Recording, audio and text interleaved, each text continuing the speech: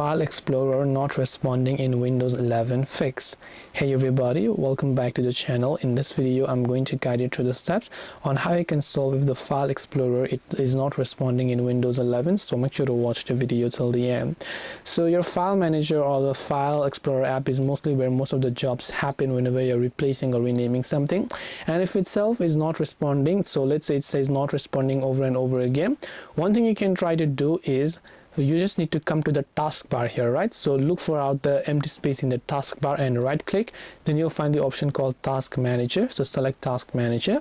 Then from Task Manager, if you your File Explorer is open in the background, you'll find this option called Windows Explorer, which you just have to right click on it and click on Restart. So when you right click the Windows Explorer from Task Manager and restart it, then after that it should hopefully help you solve that problem. If it doesn't, you can just try to restart your device.